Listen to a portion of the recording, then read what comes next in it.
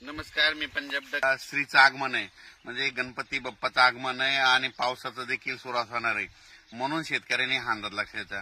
राज्यातल्या शेतकऱ्याला सांगू इच्छितो की तुम्ही काय करा, म्हणजे आता ना म्हणजे आज आणि उद्याचे दिवस तुम्हाला ना शेतामध्ये फवारणी करायला वेळ भेटेल, दुपारपर्यंत ऊन भेटेल, त्याच्यामध्ये तुम्ही फवारणीची खताची कामे करून घ्या. कारण की राज्यामध्ये 27 पासून ते गणपतीचं आगमन म्हणजे गणपती बाप्पाचं आगमन पासून ते विसर्जनापर्यंत राज्यात सांगायचं झालं तर पाऊस जास्त कुठं पडणार आहे. वर्धा, नागपूर, भंडारा, गोंदिया, चंद्रपूर, यवतमाळ, नांदेड, हिंगोली, त्याच्यानंतर परभणी, त्याच्यानंतर बीड जिल्हा, लातूर जिल्हा, जालना जिल्हा, संभाजीनगर, बुलढाणा जिल्हा, अकोला, अमरावती, हिंगोली, वाशिम, म्हणजे गणपती आपलं श्रीचं आगमन पासून ते 5 तारखेपर्यंत विसर्जनापर्यंत ह्या पट्ट्यामध्ये दररोज वेगवेगळ्या भागात दररोज पाऊस सुरू राहणार आहे. म्हणून हा अंदाज लक्षात घ्यायचा.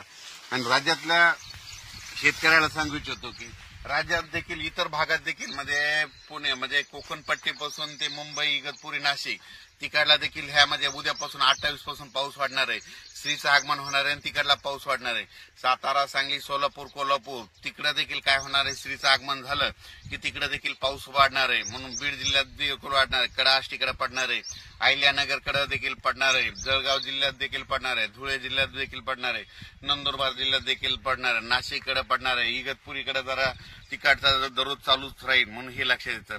पण त्याच्या व्यतिरिक्त तुम्हाला एक सांगू इच्छितो की राज्यात म्हणजे पूर्व विदर्भ, पश्चिम विदर्भ, मराठवाड्यामध्ये आता हे श्रीचं आगमन उद्यापासून तसं तर आजच नांदेड जिल्ह्यातून आजच पावसाला सुरुवात होईल. नांदेड, धर्माबाद, बिलोली, नायगाव, यवतमाळ म्हणजे इकडून अशी सुरुवात होईल. अहमदपूर, लातूर.